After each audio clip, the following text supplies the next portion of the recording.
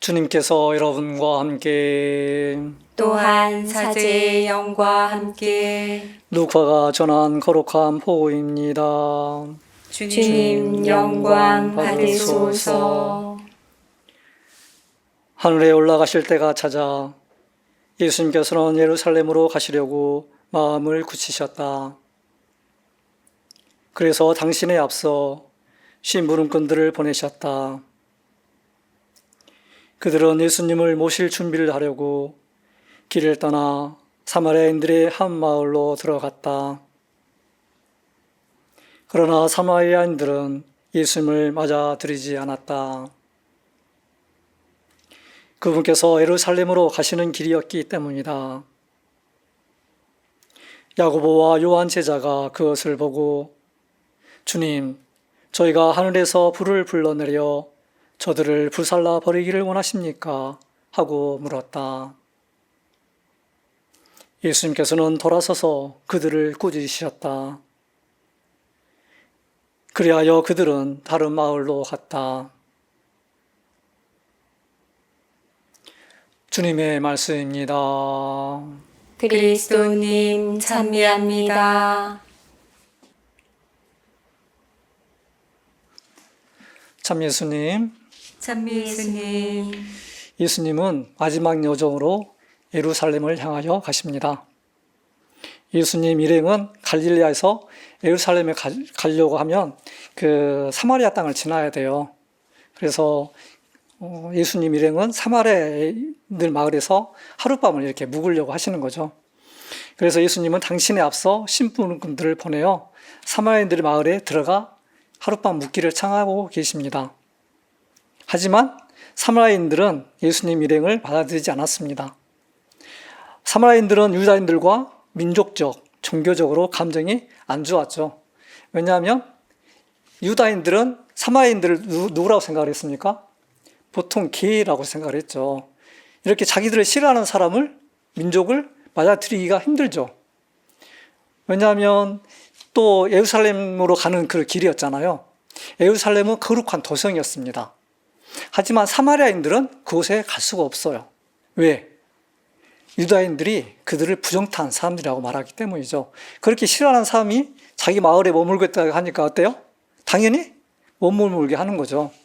그런데 그 말을 듣고 옆에 있던 야고보와 요한이 뭐라고 합니까? 주님, 저희가 하늘에서 불을 불러내려 저들을 불살라 버리기 원하십니까? 하고 물어보는 거예요. 정말 무서운 말이죠. 어떻게 보면 자신들을 거부했다고 해서 불을 불러내려서 그들을 불살라 버리겠다고 하는 거잖아요. 정말 잔인한 말일 수 있습니다. 폭력적인 말이죠. 마치 자신들이 하느님의 위치에 있는 것처럼 불을 불러내려서 그들을 불살라 버리겠다는 거잖아요. 벌하겠다는 뜻입니다. 단순히 환영받지 않고 거부했다는 자신들을 복수하겠다는 그런 뜻이죠. 그러자 예수님은 그들을 꾸짖기 시작하십니다. 그리고 그냥 다른 마을로 가세요. 그 예수님의 마음을 우리가 느낄 수 있는 것 같습니다. 제가 사마리아인들을 이해한 것처럼 아마 예수님도 그 사마리아인들을 이해할 수 있었던 것 같습니다. 그 민족이라든가 아니면 그 종교적인 것을 어떻게 보면 받아들이셨던 거죠. 지금 예수님께서 예루살렘으로 향하여 가시는 길은 이제 십자가의 그 길을 가시는 거거든요. 예수님의 삶은 온통 배척받고 거부당한 삶이었습니다. 여러분도 잘 아시겠지만 예수님께서 태어나셨을 때 헤로데가 어떻게 했죠? 예수님을 죽이려고 사람들을 보내서 그 지역의 어린 아이들을 죽였잖아요. 그리고 무지한 이들이 살해당했습니다.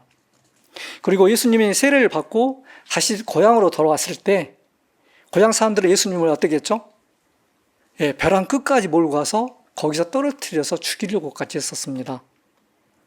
그리고 항상 율법학자들 그리고 바리사이들은 예수님과 늘 그 대척점에 있었습니다. 예수님의 일거수일투족을 보면서 비난하고 또 그들을 단죄하였습니다. 예수님을 단죄하였습니다.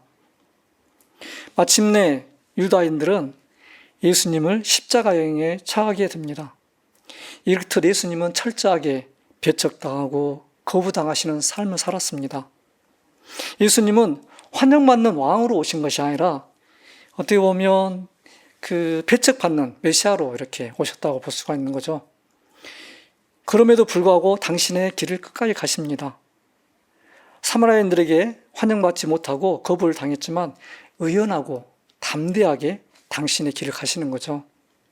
그리고 그들을 이해하고 가시는 겁니다. 우리도 우리 자신을 한번 돌아볼까요?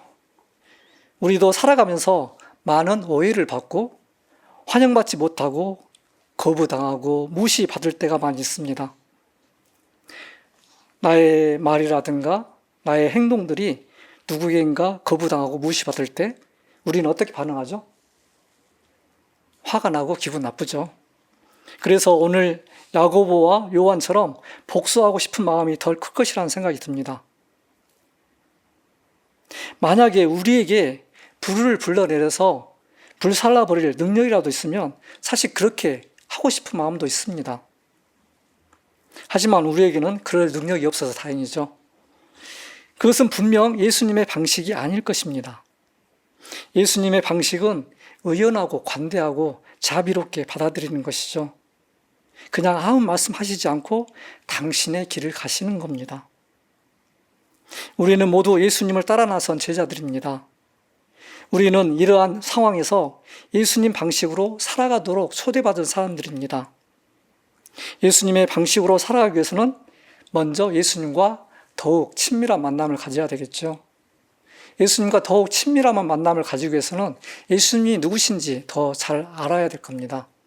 예수님이 누구신지 더 잘 알면 알수록 우리가 예수님을 더 깊이 사랑하고 더 가까이 따라갈 수 있기 때문이죠. 그래서 이냐시오 성인은 영신수련에서 2주간 때 예수님 생애에 대해서 묵상을 할 때 매번 기도할 때마다 예수님 당신이 누구신지 더 잘 알게 해달라고, 더 깊이 사랑하게 해달라고, 더 가까이 따라가게 해달라고 그렇게 계속 은총을 청하라고 이렇게 말씀하십니다. 우리가 무시받거나 거부당하거나 환영받지 못할 때 이렇게 예수님처럼 의연하게 관대하게 받아들일 수 있는 용기와 은총을 청했으면 좋겠습니다.